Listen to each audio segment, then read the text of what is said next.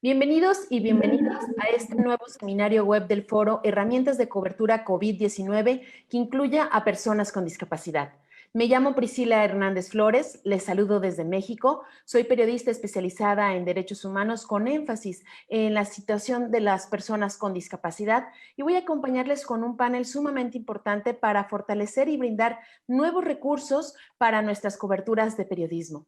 Les recuerdo que estas actividades son iniciativas del Centro Internacional para Periodistas, por sus siglas en inglés, y la Red Internacional de Periodistas. Gracias a un tremendo esfuerzo en la organización, contamos con un intérprete en lengua de señas, Gerardo Castillo, facilitado por la OEA. Muchas gracias por ello. También estamos transmitiendo por Facebook Live en grupo privado del foro, donde pueden sumarse. Allí nuestra gerente de comunidad, Desiree Esquivel, les compartirá el link en el chat. También les invito a dejar sus comentarios en el chat y los comentarios en Facebook, que vamos a leer en vivo más adelante. Si prefieren recibir las novedades del Foro Global de Salud a sus correos personales, pueden suscribirse al boletín. El link está aquí en el chat. Este espacio está diseñado para darle a los periodistas herramientas de cómo tener coberturas incluyentes que permitan que el tema de la pandemia no olvide a un grupo social que suele estar apartado en las agendas periodísticas. Me refiero a las personas con discapacidad. Por eso invitamos a 3 expertas en la materia que han estado trabajando en temas de discapacidad desde el periodismo y el activismo.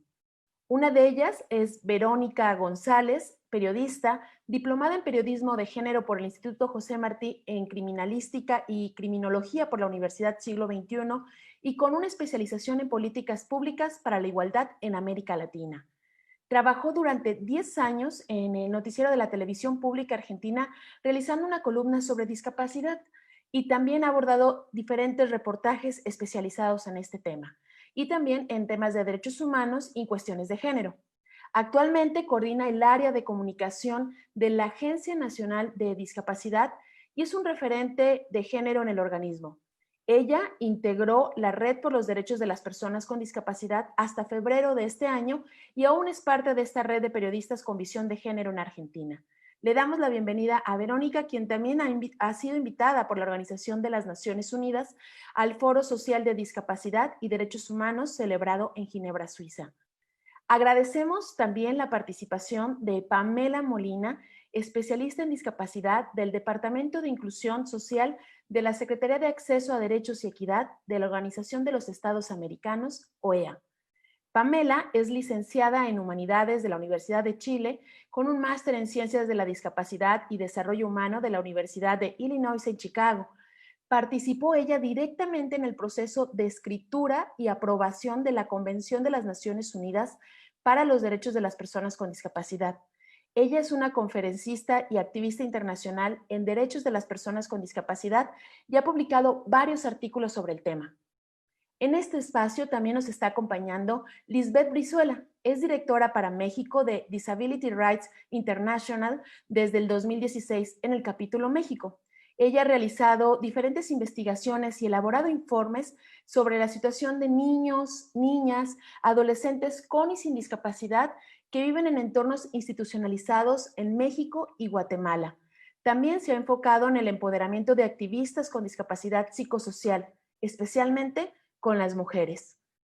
Lisbeth cuenta con una amplia experiencia en el campo de inclusión y la educación de las personas con discapacidad. Estudió educación especial y cuenta con una maestría en responsabilidad social. Le damos las gracias a cada una de ellas por sumarse a este espacio. Y bueno, si tenemos que comenzar cómo incluir a las personas con discapacidad, es necesario iniciar explicando por qué debemos hacerlo. Iniciaría con esta pregunta para cada una.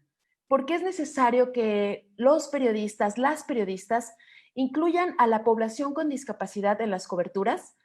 Esa será una de las preguntas y arrancamos contigo, Verónica González. ¿Qué se gana cuando una periodista, un periodista incluye la mirada de inclusión en su trabajo? Se gana llegar a personas a las que normalmente no llegamos, es decir, se gana público, se gana más del 10% de la población, que somos las personas con discapacidad, se gana llegar a las familias de las personas con discapacidad y a los profesionales a quienes les interesa la temática, Se gana originalidad en las coberturas, porque pensemos, por ejemplo, solo un ejemplo, ¿no? Cuando hablamos de algún espectáculo, estamos promocionando algún espectáculo, ¿nos damos cuenta de contemplar si existen mecanismos de accesibilidad para mencionarlo en la nota? Solo un ejemplo de las coberturas que puede hacer un periodista sin profundizar mucho, ¿no?, en otros temas en los que vamos a profundizar más adelante. Se gana sobre todo originalidad, se gana mirar a un otro al que habitualmente no miramos. Y en tu caso, Pamela Molina, ¿qué papel crees que juega el periodismo en la cultura de la inclusión de las personas con discapacidad? En realidad ya tiene un rol fundamental, porque el lenguaje, ya sabemos, crea realidad. Entonces el periodismo es fundamental. El lenguaje y las comunicaciones contribuyen a mantener o destruir estereotipos.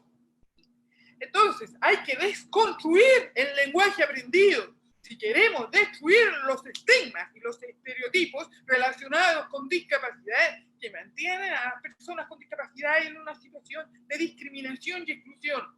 Además, tienen un rol de visibilización de un colectivo históricamente olvidado.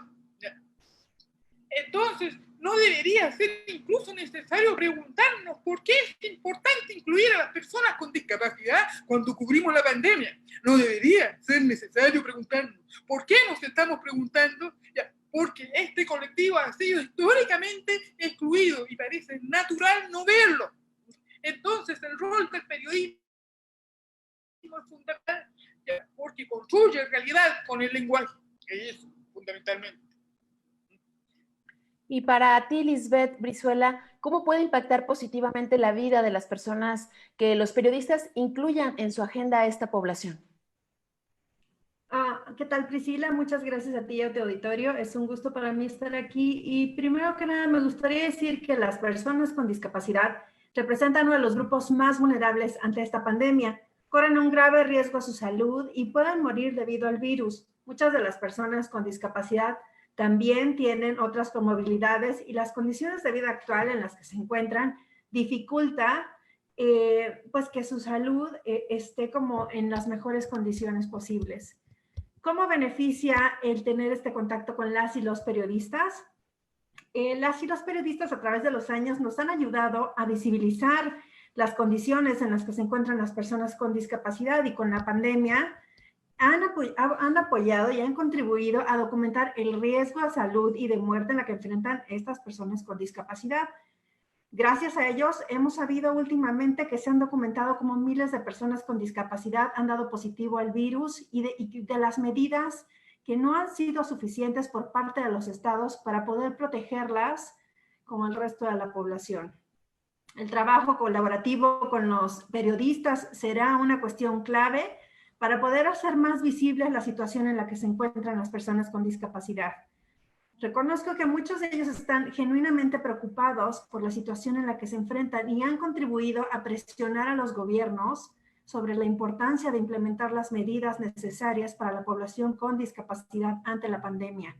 Los periodistas y las periodistas pueden ser grandes aliados en el tema de la discapacidad y su apoyo sería de gran importancia para seguir documentando la situación que enfrentan las personas con discapacidad en sus diferentes contextos.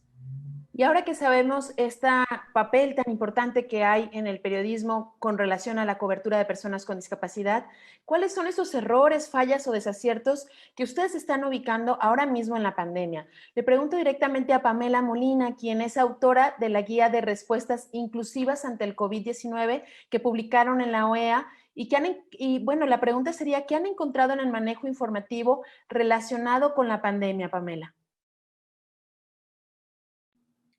Bueno, fundamentalmente lo que se refiere al manejo informativo ante la pandemia, el problema más grande es que no es accesible para personas con discapacidad. En todos los países, por lo general, se olvidan de hacer accesible las comunicaciones, todo el manejo informativo. Entonces, no tenemos audiodescripción, no tenemos lengua de señas visible y clara. Entonces, hay comunicaciones para las medidas de prevención de la pandemia, hay comunicaciones para las medidas de mitigación y control de la pandemia. Hay comunicaciones para las medidas de atención en salud cuando la persona se enferma. Y todas esas comunicaciones no son accesibles para las personas con discapacidad, y por eso el colectivo de personas con discapacidad entra a tener un riesgo todavía mayor de contraer la enfermedad e incluso de morir por la enfermedad, porque no hay accesibilidad informativa y de comunicaciones en el manejo de la pandemia. La accesibilidad no debería de ser un tema prescindible.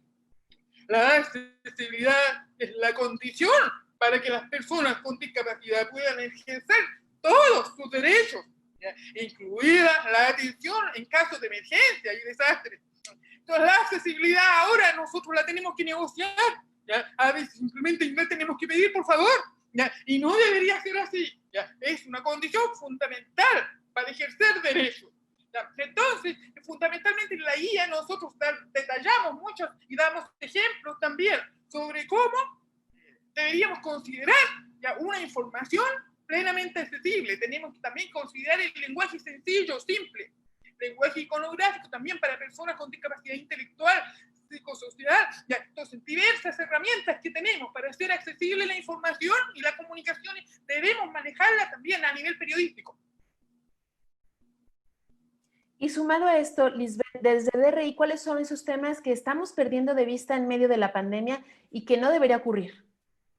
Me voy a detener un poco a explicar brevemente el trabajo de DRI. Nos dedicamos principalmente a documentar la situación en la que se encuentran las personas que viven en contextos de institucionalización, por ejemplo, casas de hogar, orfanatos, hospitales psiquiátricos, albergues y demás. Ya se ha documentado que las personas con discapacidad que se encuentran detenidas en estos espacios corren grandes riesgos de contraer el virus y de tener a más complicaciones de salud. ¿Qué hay que considerar? Que no solo son cuestiones de salud las que debemos documentar y presentar en las notas, sino que debemos contemplar un todo, un cúmulo de diferentes acciones u omisiones por parte del Estado.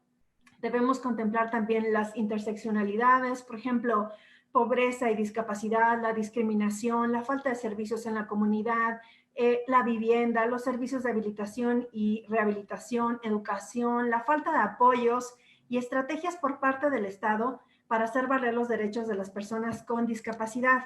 Esta cobertura debe incluir todas las inequidades sociales y las acciones u omisiones por parte de los estados para dar un panorama más amplio de cuál es la situación de las personas con discapacidad.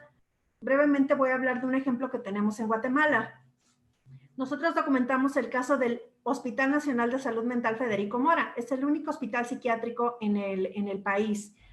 Desde 2012 se ha informado a la Comisión Interamericana sobre la situación en la que se encuentran viviendo alrededor de 300 personas detenidas en esta institución. Nos encontramos con abusos físicos, sexuales, sujeciones físicas y químicas, embarazos, resultados de los abusos, cuartos de aislamiento, posible trata, muertes, en fin. A pesar de que las medidas siguen vigentes, en la actual pandemia, hasta el último reporte que tuvimos la semana pasada, había alrededor de 100 personas con discapacidad infectadas en la institución. 3 muertos ya por el mismo virus y también un enfermero que había muerto por la misma situación. Necesitamos seguir informando que estos espacios son altamente peligrosos para las personas con discapacidad y la vida de todas estas personas está en grave riesgo. Y en este caso, hablando de estos temas que no se están cubriendo o que no están en la agenda de la explicación de Lisbeth, pues uno se plantea, ¿dónde he leído esta noticia? He visto esto en los medios. Quisiera preguntarte, Verónica, ¿cómo estás evaluando que se esté manejando el contenido relacionado a discapacidad, derechos humanos en este marco de la pandemia, en casos como el que plantea Lisbeth? Yo creo que la información en este sentido es escasa. No vemos en las noticias información específica sobre personas con discapacidad, sobre cómo afecta el virus, sobre también, más allá de lo que mencionaba Lisbeth, sobre el mayor riesgo de contraer el virus por comorbilidades, también quisiera señalar que hay mayor riesgo por la relación de la persona con discapacidad con el entorno, ¿sí? Por una necesidad de apoyos o por una necesidad de tocar superficies, o bueno, por distintas cuestiones en función de la discapacidad que tenga la persona, pero hay un mayor riesgo por la relación con el entorno. Esto no lo vemos. Y coincido plenamente en lo que señalaba Pamela respecto de la falta de accesibilidad a la información. Esto permítanme relacionarlo con las dificultades que tenemos en la concientización de la sociedad en general. Me parece que tenemos un gran atraso en el cumplimiento de todos los artículos de la Convención, pero en el cumplimiento del artículo 8, que es el que habla de concientización, y que me parece que esa falta de concientización arrastra una vulneración en muchos derechos, en el derecho a la educación, en el derecho a la salud, en esto de que la accesibilidad siempre queda para después, sin tener en claro que la accesibilidad, como bien decía Pamela, es un mecanismo para el ejercicio de todos los derechos y es una obligación de los estados, más aún en un contexto de pandemia, ¿no? Donde se juega nada más ni nada menos que la vida de las personas, por tener o no tener información. Bueno, quiero agradecer en este momento a quienes se están sumando con preguntas y comentarios en el chat y que van añadiendo también las experiencias de sus países. En este caso, hemos planteado este punto de las fallas, omisiones que estamos teniendo desde el periodismo, desde la agenda periodística, pero no para asustarlos como colegas, sino para invitarles a sumarse a esta cobertura con una perspectiva incluyente y hacer una cobertura de la pandemia de manera inclusiva. Y Verónica, aprovechando en esta experiencia que tienes tú como autora del manual Buenas Prácticas en Comunicación y Discapacidad, informar con responsabilidad y respeto en la diversidad, ¿cuáles son esos temas que podrían estar abordándose ahora mismo y que incluyeran a las personas con discapacidad desde el periodismo? Mira, hay muchos. Yo creo que lo más interesante es también empezar a pensarlo de manera transversal, ¿no? Cuando abordamos cualquier tema, pensar de qué manera podemos incorporar a las personas con discapacidad. Pero, por ejemplo, podemos hablar de empleo, de la situación de cooperativas que emplean a personas con discapacidad, podemos pensar cómo les está afectando la pandemia, podemos pensar en el teletrabajo, qué posibilidades abre el teletrabajo para personas con discapacidad, y cuáles son las complejidades que introduce esta manera de trabajar. Podemos hablar de educación, de los apoyos necesarios para estudiar a distancia, de si todas las personas con discapacidad cuentan con la tecnología asistiva necesaria para estudiar a distancia, y con docentes de apoyo también, ¿no? Podemos hablar del acceso a la salud, de si el personal de salud conoce los protocolos que se aplican a la hora de, por ejemplo, internar a una persona con discapacidad con COVID. Podemos hablar de apoyos en la internación, de apoyos, ajustes razonables y medidas de accesibilidad para atender a una persona que se ha contagiado. Bueno, como les decía antes, esto del contacto con el entorno que facilita el contagio. Podemos hablar de personas institucionalizadas, en hogares, residencias, bueno, de esto habló Lisbeth, de cómo acá se agrava la situación de las personas con discapacidad, porque no se implementan tampoco ningún protocolo destinado a reducir los riesgos, ¿no?, de las personas que están internadas en neuropsiquiátricos, que están en hogares, que están en residencias. Tenemos un montón de historias, me parece, que nos estamos perdiendo de contar y que tienen que ver con visibilizar a las personas con discapacidad como un colectivo con derechos vulnerados históricamente. Y ya que nos da, Verónica, este panorama de posibles historias para cubrir, para trabajar, y quisiera preguntarle a Pamela Molina cuáles son esos materiales, leyes, por ejemplo, y tratados que debe conocer un periodista, que son herramientas legales esenciales para los derechos de las personas con discapacidad. Bueno, eso es lo primero. Quiero mencionar algo que, bueno, algo, digamos, más o menos general primero, ya que hay otra cosa que tiene que ver también con la cobertura periodística en general, ¿ya?, que es un desafío grande, es que todavía mantiene una perspectiva médica para abordar, cuando se trata de abordar temas de discapacidad, y no la perspectiva social de derechos humanos y antropológica que traen los tratados internacionales y regionales en derechos de las personas con discapacidad que están vigentes. Entonces, eso, cuando la cobertura periodística tiene una perspectiva médica para pensar discapacidad, ¿qué pasa? Para ver la discapacidad como un tema de diagnósticos médicos, como un tema solamente de la salud, y no como un tema de personas que son parte de la diversidad humana, y por lo tanto son ciudadanas, porque si viéramos desde esa perspectiva, desde la ciudadanía, no deberíamos preguntarnos, bueno, ¿por qué tenemos que cubrirla? Bueno, porque son ciudadanas y por lo tanto están en riesgo también, como todos los demás. Segundo, si nos salimos de la perspectiva médica, también podemos más fácilmente transversalizar la cobertura de discapacidad en todos los otros temas que cubrimos sobre la pandemia. Transversalizar. Y tercero, intersectoralizar, es decir, discapacidad y pueblos indígenas, discapacidad y afrodescendientes, discapacidad y adultos mayores, todos la ciudadanía que están siendo afectadas, impactadas por la pandemia. Entonces, eso es importante considerar. Ahora, tenemos marcos legales. Tenemos la Convención de Naciones Unidas por los Derechos de las Personas con Discapacidad de la ONU, que han firmado y ratificado prácticamente todos los países de América Latina y del Caribe también. Y tenemos la Convención Interamericana para la Eliminación de la Discriminación contra las Personas con Discapacidad, la CIALIS, que es anterior a la Convención de Naciones Unidas, y que tiene 19 países de América Latina y del Caribe signatarios, y que también ratificaron esa convención. La OEA también tiene un plan de acción de los 10 años por los derechos y la dignidad de las personas con discapacidad, que se extendió hasta el 2026. Este plan de acción fue armonizado según la Convención de Naciones Unidas, por lo tanto tiene ahora más, antes tenía más modelo, un poquito que todavía tenía modelo médico, porque fue escrito antes de la Convención de Naciones Unidas, pero ahora se armonizó todo el contenido a la Convención de Naciones Unidas, es decir, modelo social de derechos humanos, y también a los Objetivos de Desarrollo Sostenible, la Agenda 2030.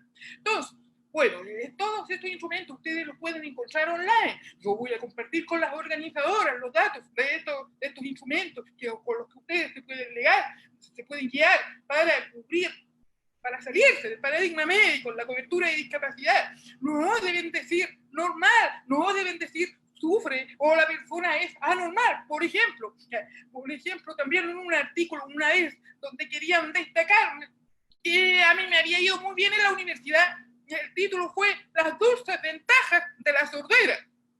Claro, y yo dije, las dulces ventajas de la sordera. Y yo dije, si a mí me fue bien en la universidad, no tiene nada que ver con la sordera. Y no es una ventaja. Entonces, solamente quiero dar algunos ejemplos de cómo una perspectiva que centra la definición de persona en su diagnóstico es un error. Ok, bueno, eso. Anunciarles también que vamos a publicar próximamente desde la OEA también notas técnicas para guiar en torno a buenas prácticas que algunos estados ya están realizando, para cubrir e incluir a las personas con discapacidad en las políticas públicas y programas de manejo de la emergencia. Con estos ejemplos o malos ejemplos que decía ya Pamela, como el verbo padecer, sufrir, incluso es muy común que vemos aún en las diferencias de los países que se escribe postrado en la cama, o que estas notas muchas veces tienden a irse hacia los dos extremos, el heroísmo o el asistencialismo, como una manera de contar la discapacidad y omitiendo entonces la perspectiva de derechos humanos que señala Pamela. En este caso, con las fuentes, con las voces que un periodista puede incluir, ¿qué podría ser, en este caso, Lisbeth Brizuela? ¿Qué recomendaciones nos darías a los periodistas para sumar la voz de la sociedad civil dentro de nuestras coberturas? Yo únicamente mencionaría una cosa más a lo que comentó Pamela, y es que la relatora por los derechos de las personas con discapacidad ha publicado varios comunicados instando a los gobiernos y a la población en general a proteger a la población con discapacidad. Son documentos muy valiosos y que pudieran dar una luz también sobre la actuación que deberían tener los estados. Y bueno, continuando con esta webinar, agradecemos a cada una de las personas que están sumándose en el chat con diferentes experiencias y anécdotas. Por ejemplo, nos están relatando lo que ocurre en Argentina, donde hubo 2 hogares donde hubo presencia de COVID y se internaron a varias personas. Y bueno, también nos han explicado el caso de Perú, en el caso también de El Salvador, y hay varias preguntas que sumaremos a nuestros panelistas, a nuestras panelistas, para ayudarnos a poder entender cómo hacer una cobertura periodística. Y un consejo es perderle miedo, colegas, a la cobertura. Muchas veces por el temor también no queremos escribir, no queremos abordar la historia, cuando podríamos hacerlo si nos acercamos a personas expertas como Verónica, Pamela, Lisbeth. Te preguntaría, Verónica, ¿cuáles son esos derechos que deberemos considerar, que tendríamos que tener en cuenta en nuestras coberturas sobre esta pandemia del COVID-19? ¿Qué derechos humanos tendríamos que estar atentos en nuestras coberturas? Bien, en principio el acceso a la información, que es esencial. En este sentido, considerar que haya intérpretes de lengua de señas en los noticieros y subtítulos también. Muchas veces no los hay. También es importante que, por ejemplo, como pasa en Argentina, que hay en la transmisión presidencial se cuenta con intérprete de lengua de señas, que no se tapen al intérprete con los graf, ¿no?, que ponen los canales. Yo entiendo que hay que poner el graf y que es importante, pero también es importante que la información llegue a las personas sordas.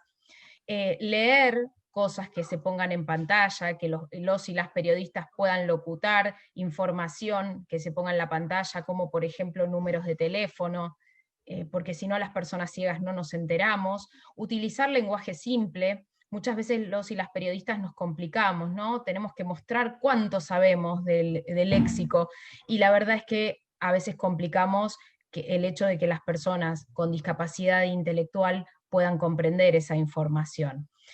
Específicamente en cuanto al acceso a derechos, bueno, el derecho a la salud, incluyendo la salud mental, ¿sí? El derecho al trabajo, a la educación, a la seguridad personal. Me parece que son derechos muy importantes a considerar. Y colegas, no hay que tener miedo a entrevistar a personas con discapacidad. Hay que dar voz a las personas con discapacidad, con todas las discapacidades. Con discapacidad intelectual probablemente tengamos que reformular las preguntas si vemos que la persona no nos comprende de la manera que formulamos la pregunta. Siempre tendremos que utilizar distintos mecanismos de accesibilidad, pero no tengamos miedo a dar voz a las personas con discapacidad. Van a resultar coberturas mucho más ricas, sin duda. Y a estos consejos que nos pasa Verónica González, Pamela Molina, ¿tú qué otros derechos añadirías que deberíamos tener ahí en la mira para esta cobertura en medio de una pandemia?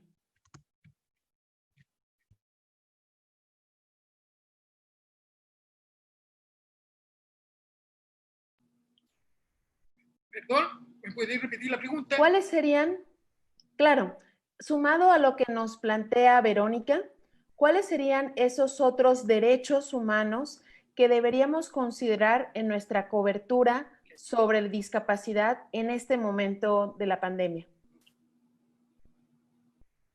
Ok, mira, la verdad es que si nosotros pensamos simplemente a las personas con discapacidad como parte de la diversidad humana, todos los derechos humanos están siendo impactados por la pandemia, y todos deben ser considerados. Cualquier periodista que quiere hablar sobre, bueno, ya que la pandemia es de salud, el tema de salud, bueno, voy a hablar de salud, está bien, incorpora personas con discapacidad ahí. Pero yo quiero hablar también sobre la educación, el sistema educacional, que ahora está todo online, es una complicación más. Bueno, ahí también tienes que incorporar discapacidad.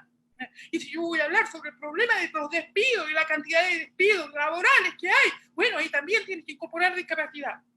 Es decir, en todos los derechos deben ser abordados. También el derecho a la participación política, el derecho a la recreación, a la cultura. Ahora, yo quiero sí mencionar algunos temas que son más desafiantes, como por ejemplo, el tema de la institucionalización y los procesos de desinstitucionalización que habló Lisbeth antes también. Es decir, Ya, ahora se está justificando mucho internar a personas con discapacidad porque quedan solas. ¿Ya? Y está la pandemia y todo el riesgo de contagio, pero en instituciones los riesgos de contagio son mucho más altos.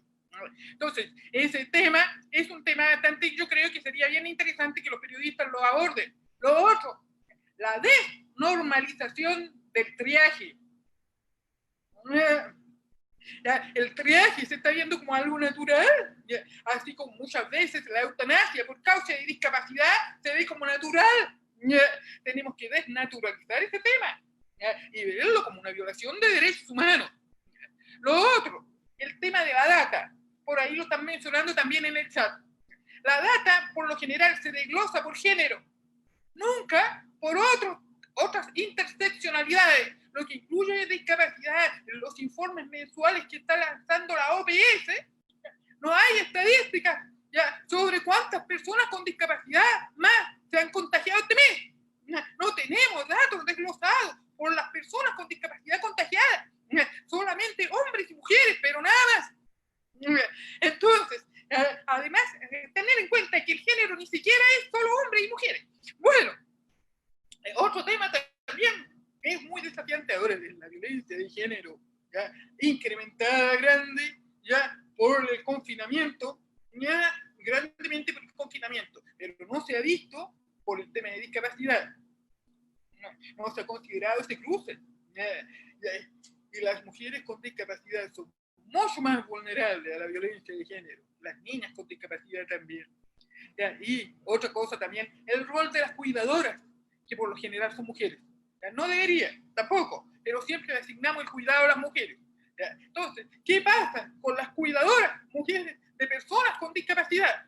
¿Cómo están? ¿Ya? ¿Cuál es su situación? Es el tema, bueno, en general. El otro, ya que lo que dijo Verónica, yo creo que también quiero resaltar, darle protagonismo a las personas con discapacidades, en las coberturas periodísticas también, ¿ya? En general, no solo las que se refieren a ellas, sino en general también las que se refieren a cualquier tema. Eso yo creo que ayudaría a visibilizarnos como personas ciudadanas. Eso todos somos ciudadanos, ¿ya? Y también tenemos, por lo tanto, ¿ya?, que ser incluidos en las políticas de reconstrucción post-pandemia. Considerar también el liderazgo político de personas con discapacidad, los procesos de reconstrucción post-pandemia. Bueno, eso como propuesta. Y en este tema donde diversificar las voces implica no tener también nuestra cercanía muchas veces solamente a las voces médicas, a las voces relacionadas con la fuente de salud y buscar a colectivos. Y en este caso, Lisbeth, te preguntaría, Pamela Molina y Verónica han insistido también en señalar el tema de la institucionalización. Para colegas que no han escuchado sobre este término, que no conocen sobre esto, ¿nos podrías dar una introducción a por qué los espacios de institucionalización, a qué se refieren y por qué son lugares donde hay altos niveles de violaciones de derechos humanos hacia las personas con discapacidad? Ok, sí, los espacios de institucionalización son los que comúnmente conocemos, por ejemplo, como casas hogar, albergues, orfanatos, hospitales psiquiátricos, y no importa el número de personas que se encuentren en estos lugares. Hemos encontrado instituciones con 500 personas y hemos encontrado instituciones con 8 personas. Uno de los elementos que constituye la gravedad de la institucionalización es que las personas no tienen posibilidad de tomar decisiones por ellas mismas.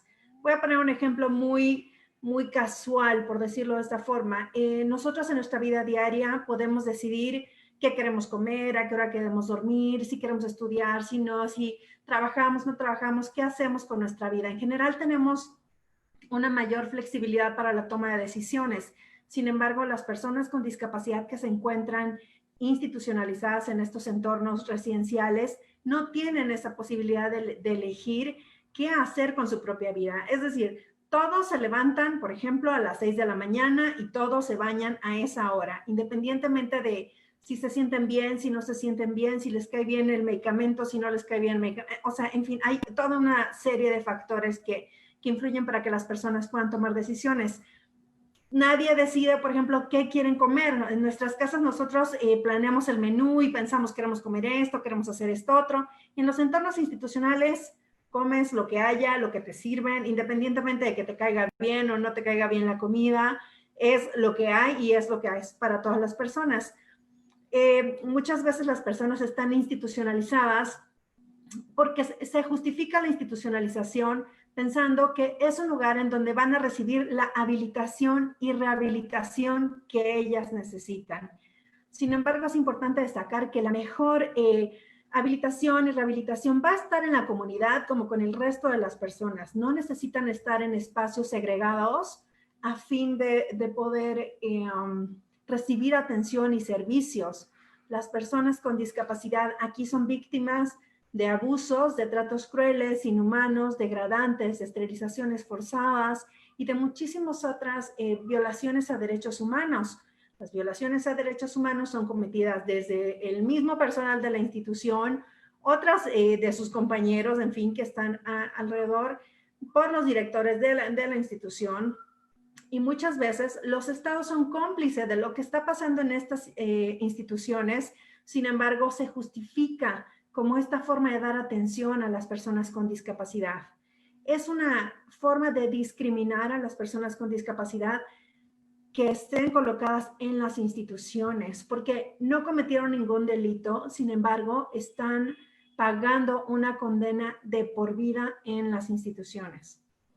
Y aquí se abren muchas preguntas. ¿Cuántas personas que están institucionalizadas tienen ahora COVID? ¿Cómo se está atendiendo? ¿Se están restringiendo o no las visitas? Son preguntas que si estuviéramos en una mesa editorial van detonando temas. Y justo agradecemos a Dalia Patiño, quien nos pregunta cómo acceder a espacios de institucionalización para cubrir estos temas. Lisbeth, ¿cómo cubrirlos si son espacios a puerta cerrada? ¿Hay otra manera de acceder a lo que ocurre ahí? ¿Qué consejos nos darías como periodistas?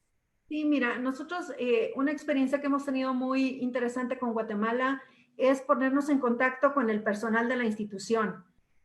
Muchas veces ellos tienen mucho miedo de denunciar los abusos, entonces lo que nosotros hacemos es solicitarles que la información que nos brinde sea anónima y bueno, o sea, les damos esta confianza para que ellos puedan platicarnos un poco más de lo que está sucediendo. También hemos contactado con familiares, que es otra fuente de información muy importante. Por ejemplo, a veces las familias nos dicen, ¿sabes qué? No me han dejado hablar con mi familiar desde que empezó la pandemia, no puedo ir a visitarlo, entonces no sé cómo está. Y eso ya es una información valiosa, porque las personas están completamente incomunicadas y pueden ser víctimas de mayores abusos y no sabemos si realmente están recibiendo un buen tratamiento o no. También las solicitudes de información vía transparencia, estar presionando a los estados para que nos brinden información han sido otros de los mecanismos que nosotros hemos utilizado ahora que no hemos podido entrar. Por ejemplo, tenemos contacto con algunos periodistas en Guatemala y es una comunicación constante para ver qué información tienen ellos, qué información tenemos que nosotros y de qué forma podemos apoyarnos mutuamente. Ayuda mucho, colegas, que también podamos estar revisando los informes que hace el Comité sobre los Derechos de las Personas con Discapacidad a nuestros países. Ahí podemos encontrar esas observaciones que le han hecho a México, a Colombia, a Argentina, todos los países que firmaron los tratados como la Convención sobre los Derechos de las Personas con Discapacidad. Y aprovechando también en este tema la especialización sobre ciertos temas de discapacidad, quisiera preguntarle a Pamela Molina una pregunta que nos plantea Claudia Altamirano. Ella pregunta y señala, algunas personas sordas han expresado su capacidad de entender a los hablantes cómo ha disminuido por la pandemia, debido a que no pueden leer los labios por los cubrebocas. Entonces ella nos pregunta, ¿qué otras barreras están enfrentando las personas con discapacidad con esto que se llama la nueva normalidad? Okay. Bueno, primero, gracias por la pregunta. Lo que quiero decir varias cosas. Lo primero, lo de la mascarilla para leer los labios, los sordos. Bueno, ha habido muchas propuestas para hacer mascarillas transparentes, para que las personas sordas puedan leer los labios. Pero quiero dejar muy en claro que no todas las personas sordas leen los labios. que no, pues son dos cosas, ya, uno, no todas las personas sordas leen los labios, ya, muchas personas sordas pueden acceder con la lengua de señas, más que nada, entonces, ya, esas personas sordas necesitan la accesibilidad ya, con intérpretes de lengua de señas en los servicios médicos y todos los servicios públicos y en la información que transmitimos. ¿Ya? Por eso ahora tenemos un intérprete aquí. Eso es lo primero. ¿Ya? Entonces, muchas veces se confunden y piensan, alguien inventó la mascarilla transparente. Entonces todos los sordos van a servir. Ya, no. Ya. Segundo. Ya, alguien inventó la mascarilla transparente. Sí, ya. Pero ¿quién la compra?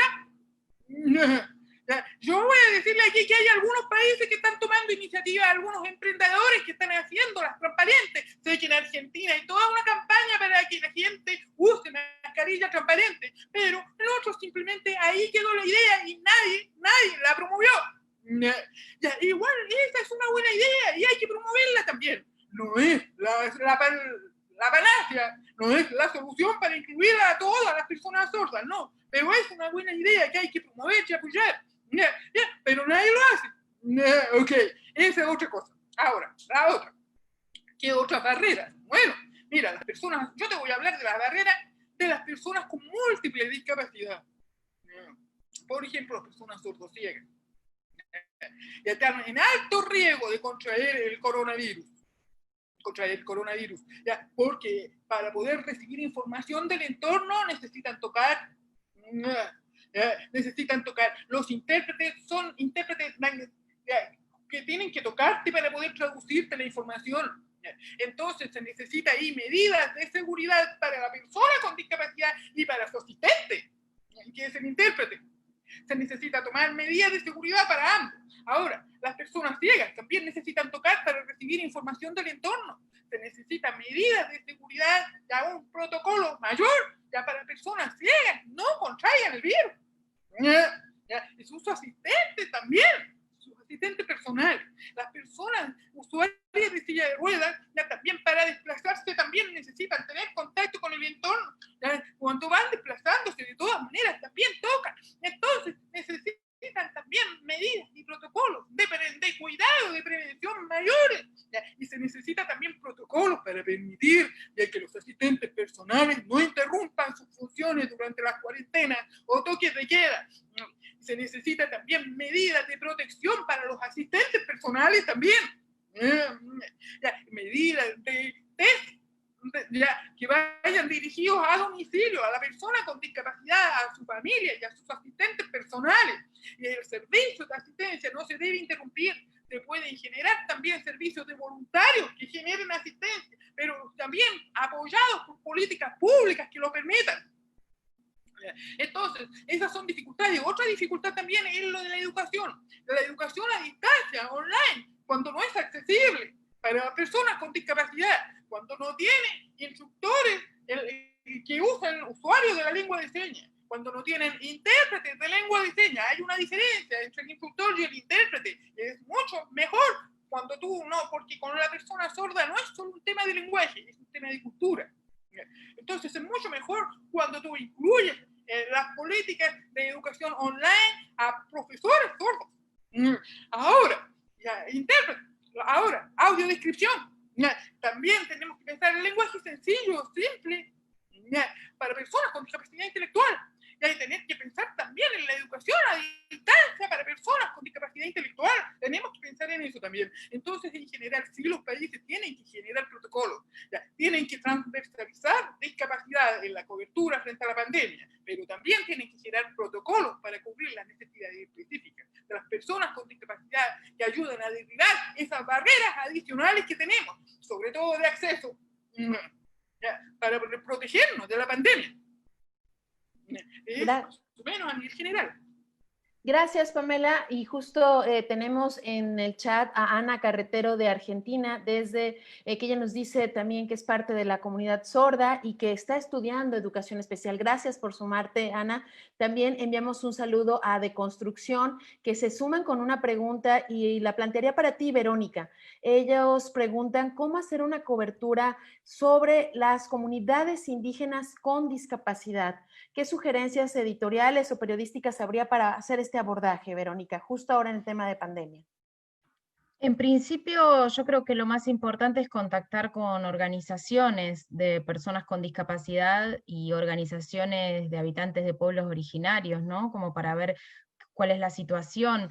Una dificultad muy grande muchas veces es el acceso al agua potable, ¿no? Que es una dificultad para toda la población, y eso dificulta cualquier medida de cuidado que podamos tener frente al COVID. Otra dificultad es, nosotros hablamos desde nuestra clase media, ¿no? Hablamos de la educación a distancia, y todas las personas llegan a la educación a distancia o no. ¿Y qué pasa con las personas que no llegan? Se les manda cuadernillos normalmente en papel, y esos cuadernillos en papel ¿les sirven a todas las personas? ¿A las personas con discapacidad intelectual les sirven? ¿Para las personas ciegas hay previsto algún otro mecanismo? Digo, son un montón de preguntas que las pienso en relación a lo geográfico, ¿no? También, que implica ser habitante de pueblos originarios con discapacidad. ¿Qué pasa con la accesibilidad? ¿Qué pasa con el acceso a los centros de salud? Digo, me parece que siempre hay que ir buscándole las distintas aristas a las coberturas que podemos hacer sobre la temática. Y buscar siempre testimonios de personas con discapacidad y de las organizaciones que trabajan, en la que trabajan personas con discapacidad, ¿no? Porque muchas veces, con esto que decía Pamela del modelo médico, muchas veces hablamos con los médicos, ¿no? Y que nos hablen de las personas con discapacidad porque son personas enfermas, ¿no? Y esto siempre hablaron los médicos y después hablaron las familias. Y ahora es hora de que hablemos las personas con discapacidad y también las familias. No significa que las familias tengan que dejar de hablar, pero me parece que es importante dar protagonismo sí a las personas con discapacidad. Y en tu caso, Lisbeth, ¿qué papel juegan los periodistas para poder insistir a que el Estado, que tiene responsabilidades, tenga también un papel en estas coberturas de la pandemia? Es decir, sumar la voz de las personas con discapacidad, como ya han dicho, que sea una fuente protagonista y que no solamente hablemos con médicos, con terapeutas, con rehabilitadores, con maestros de educación especial, sino también cómo sumar al Estado para que haga cosas, porque nos interesa también que se muevan los cambios en sociales. ¿Qué sugerirías tú? Una de las primeras cosas que yo sugeriría es visibilizar la situación en la que se encuentran viviendo las personas con discapacidad. Por ejemplo, en el caso de las personas que viven en instituciones, pues muchas de ellas no van a tener oportunidad de ir y denunciar lo que les está sucediendo. No van a poder decir, ¿sabes qué? No estoy recibiendo el tratamiento médico adecuado, mis compañeros están muriendo, me siento triste, estoy deprimida o deprimido. O sea, las personas van a tener más complicaciones en entornos residenciales para poder comunicarnos estas situaciones. Por eso es muy importante que la cobertura incluya una investigación exhaustiva de qué es lo que está sucediendo y de considerar tanto la cuestión institucional, por ejemplo, en este caso de los entornos residenciales, pero también cuál es el contexto que engloba estas situaciones. No quedarnos únicamente con el tema de las afecciones de salud, sino, por ejemplo, en el caso de Guatemala, del hospital psiquiátrico que les venía platicando, ha sido una cuestión de violaciones estructurales sistemáticas que han llevado mucho tiempo y que ahora con la pandemia pues se exacerban, y todas las condiciones que ya veíamos viendo, que eran muy graves, incluidos el hacinamiento, la falta de higiene en la institución, en fin, con esta pandemia, bueno, pues se hace aún peor. Por eso es muy importante hacer visible la situación en la que se enfrentan las personas con discapacidad como un primer punto, y claro, pues acercarse a los gobiernos y preguntarles cuál es su opinión al respecto, ¿no? Confrontarlos. Yo les invitaría que yo sé que muchos de ustedes lo hacen y es parte de su trabajo, confrontar un poco a las autoridades sobre lo que está sucediendo, pero ya cuando tienes como esta investigación también más adelantada. Esas serían mis sugerencias. Y agradecemos a Sandra Meléndez, quien nos está preguntando también cómo cubrir el tema de las enfermedades raras que pueden producir alguna discapacidad sin caer en el paradigma médico. Y Pamela Molina ya ha hecho un adelanto de esta respuesta. Nos gustaría si nos pudieras profundizar, Pamela, en cómo hacer coberturas de enfermedades raras que producen discapacidad sin caer en el diagnóstico médico o sin caer en el modelo médico rehabilitador.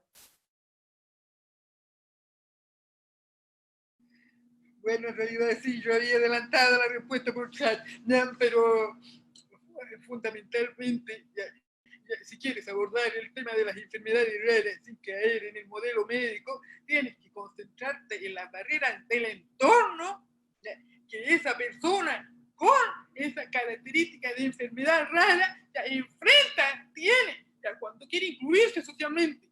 Porque la persona puede tener X enfermedad, pero esa misma persona también es ciudadana y necesita incluirse socialmente, necesita tener su autonomía, necesita vivir, resolver su vida todos los días. Entonces la cobertura debe estar concentrada en la interacción de esta persona con el entorno, cómo esta persona puede continuar teniendo autonomía, viviendo su inclusión social, concentrándose en eso, en la barrera que enfrenta para su vida, para su autonomía, como persona, como ciudadana, en la sociedad, no en el diagnóstico de enfermedad rara.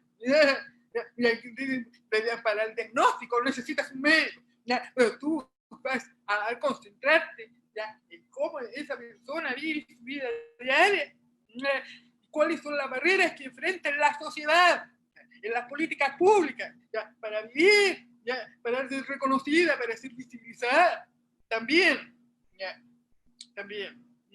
Bueno, eso más o menos a nivel general para esa pregunta.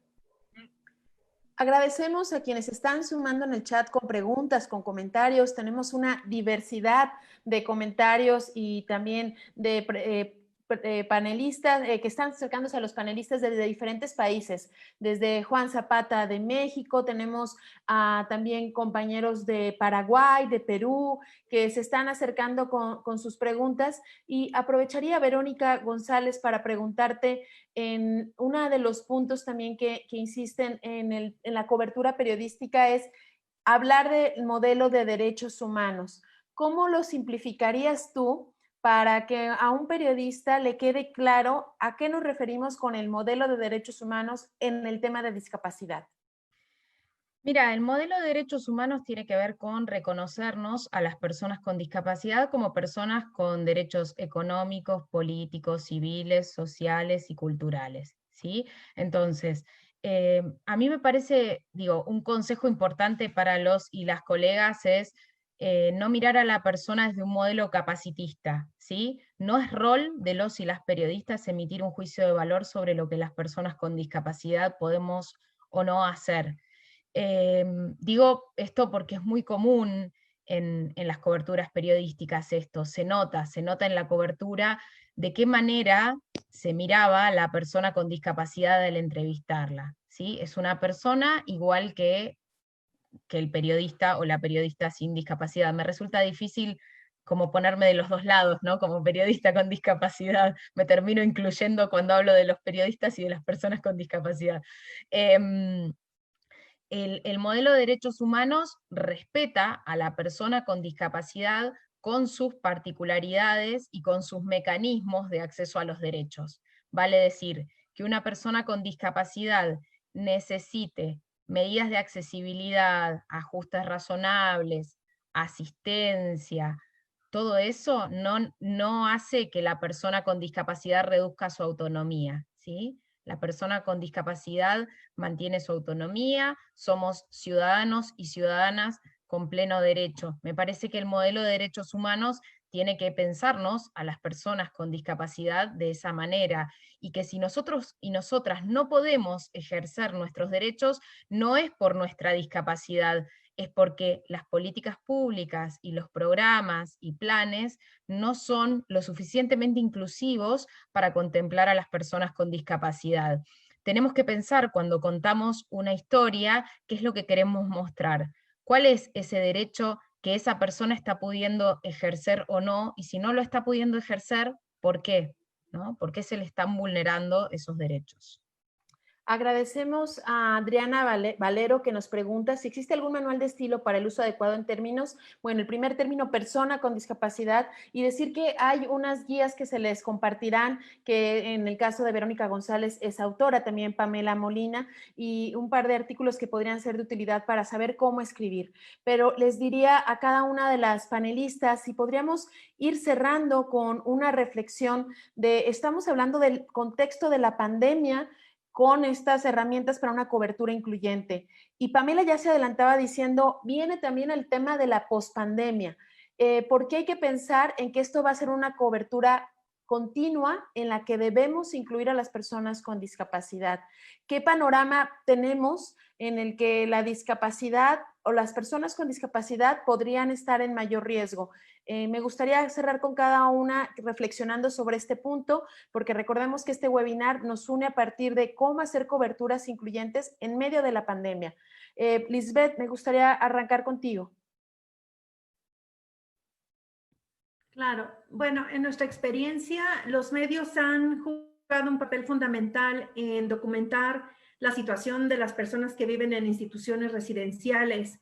Muchas veces, gracias a muchos de estos medios y muchas de estas notas, nosotros nos damos cuenta de casos y de personas que están en riesgo. El riesgo para las personas con discapacidad que viven en instituciones no acaba con la pandemia. El riesgo continúa, va a seguir hasta que no cambiemos el modelo de institucionalización, el modelo asistencialista hacia la población con discapacidad. Las violaciones a derechos humanos van a seguir con y sin pandemia. ¿Se van a exacerbar ante estas condiciones de salud, ante las crisis sanitarias? Sí, pero necesitamos cambiar el modelo de atención a fin de que estas situaciones, bueno, se modifiquen también. Es por ello que independientemente de la pandemia, pues esto no va a cambiar en el caso de las personas con discapacidad institucionalizadas. Para ti, Pamela Molina, ¿cuáles serían esos temas para no perder de vista ahora que estamos en pandemia y también cuando esté la pospandemia?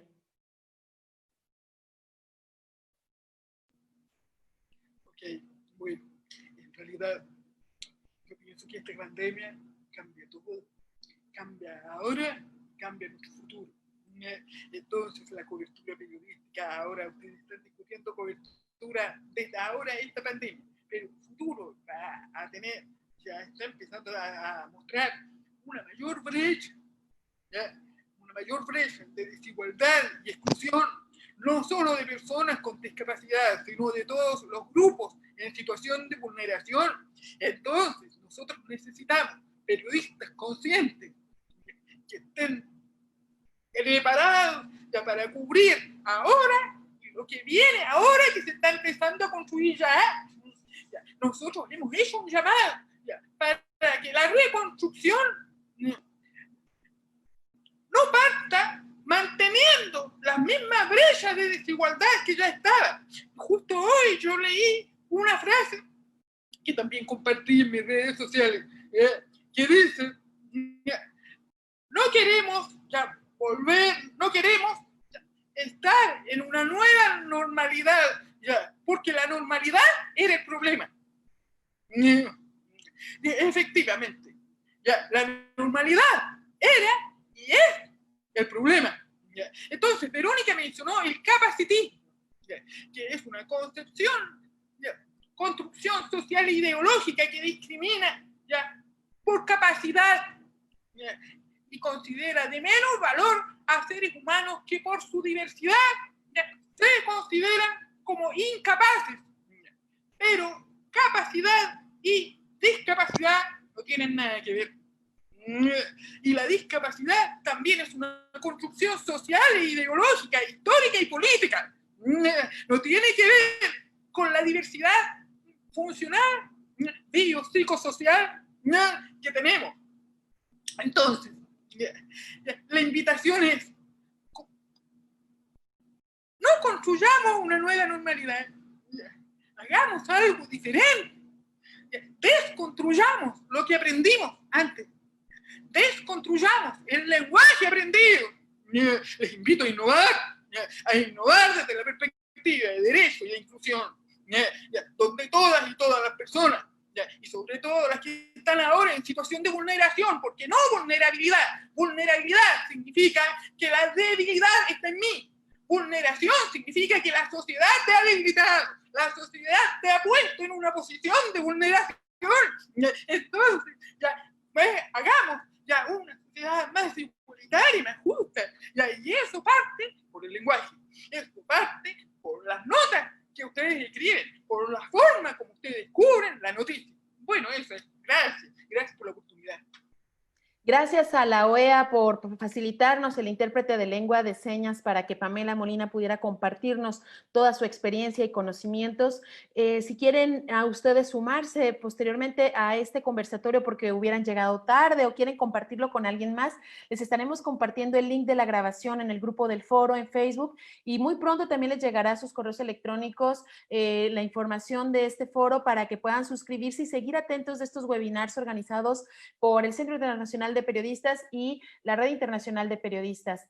Agradecemos a este espacio a cada uno de ustedes porque nos permiten así pensar que el periodismo puede ser una herramienta de solución en medio de esta pandemia que ha alterado la forma en que nos relacionamos, pero como bien dice Pamela, nos da una alta posibilidad para construir una mejor sociedad, un mejor periodismo y por lo tanto también construirnos nosotros como mejores personas.